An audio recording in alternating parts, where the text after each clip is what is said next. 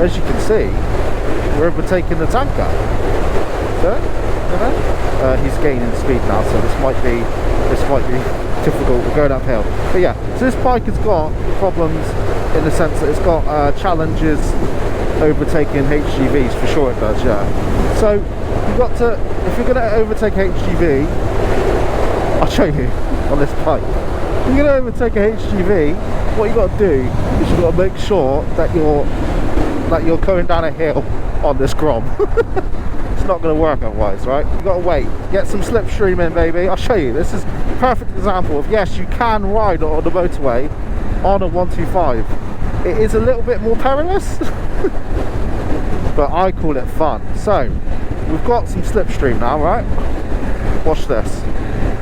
Let's go. Right, use the force, baby, use the force. We'll do this. Don't let me down. This is a live demonstration of, yes, you can take a Grom on the motorway, and you won't always be sitting behind a lorry, okay? It's dangerous, actually. We're slowing down. We're slowing down, boys. We're going to have to force him to slow down anyway. He's going to slow down. He'll slow down for us. He'll feel sorry for us. He'll feel sorry for us, surely. Surely. Right, okay, so we've boxed him in. He's got no choice. He had to slow down. He had to slow down. It's about bullying. You've got to bully these HGVs, right? Get back into the left as quick as you can. Do not hang around the middle. Do the same with this lorry here. Live demonstration of racing HGVs. That's what we got going on here, baby. And look, see? He's behind us. He's doing his 60 miles an hour, whatever it is. And we've overtaken him successfully. See, you just need a bit of finesse on a Grom. Now there's other 125s out there that are very actually capable of motorway travel and can keep up with traffic at 70 miles an hour. This one isn't one of them. But I wanted to prove a point that you can take a low powered motorcycle on the motorway and ride it. But this is obviously, you're riding it now at like, I'm currently riding this at its, like, you know, full capacity, at full tilt, maybe. I'm going for it, yeah, because I'm trying to prove a point here. But there's nothing wrong with sitting behind a HGV now and trying not to overtake it. So that HGV behind us is fine, look at it. We've got enough distance, he's not slowed down, he's not overtaken us, you know, we've managed to get it in. This one will be a bit more difficult to overtake. It seems like he's going full tilt. That HGV probably wasn't. But anyway, so look, what I'm trying to prove here is, yes, you can ride a Grom on a fast national speed limit road. You can.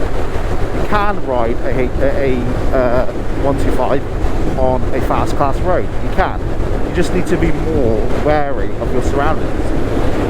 Now this obviously only really counts to people that have motorcycle licenses, because, you know, the only person that's going to take a 125 on the motorway legally is a full license holder, be it A1, A2 or A class. Same applies to us. I have no problem taking a 125 on the motorway. Is it ideal? No. Is it, you know, do you have to be more on top of the game, so to speak? Yes. So look, we're up a hill gradient now. We will end up being able to overtake this guy. Just need to make our movements more pronounced, make sure that everyone knows what we're doing. This guy's definitely going full tilt. He's not slowing down, this guy.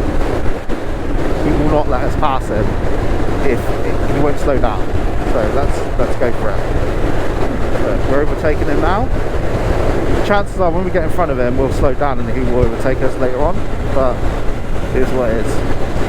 So yeah, as you can see, we've overtaken two HGVs. A lot of people get worried that if you're on the motorway, you're going to get stuck behind HGVs. You just got to pick your moment, you know. You got to know the bike. So I know this bike isn't very powerful, yeah, but I know downhill it'll start getting to 70. Use that to create some distance between yourself and the HGV you've just overtaken, and you should be fine. You're not going to overtake any cars unless you're overtaking some granny. But look how much distance we've got between us and that. It's all about momentum, velocity, science, you know, Walter White shit, yeah? Science, bitch! That's what it's about.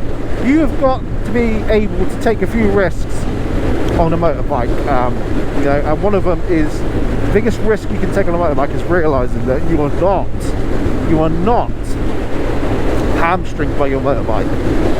You're hamstringed by your thought process. So if you think, oh, I can't go, well, you know, I've only got this 125, but I've got my full license, I'm gonna have to take the long way around.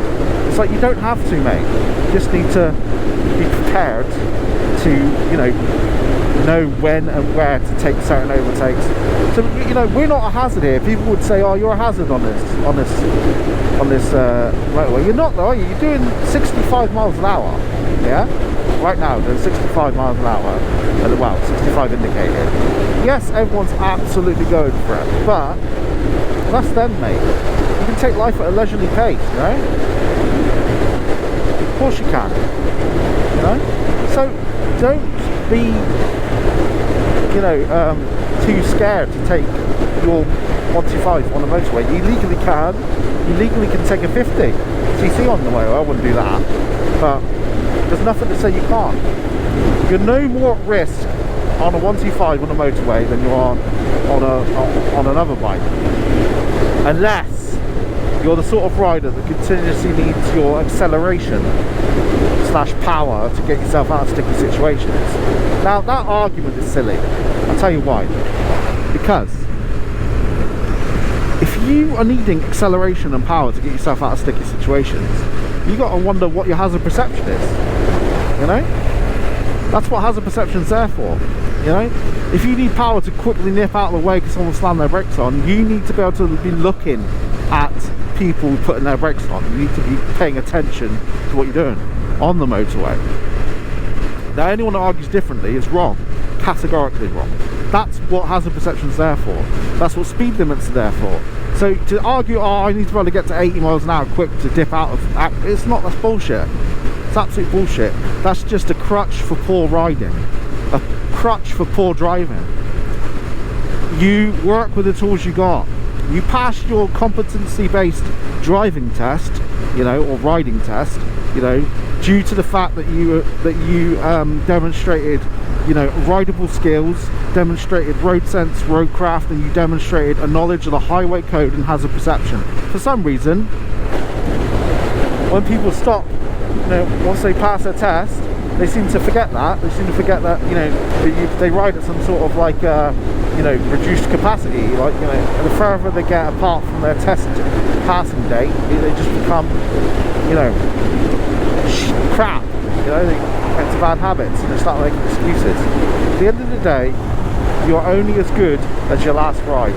And if you can't take a 125 on the motorway and ride the breadth of England safely, then, you know, don't blame it on the 125, blame it on you, mate. That's what I'm saying. So yes, the answer to that question is you can take and you can ride a 125 on the motorway just fine.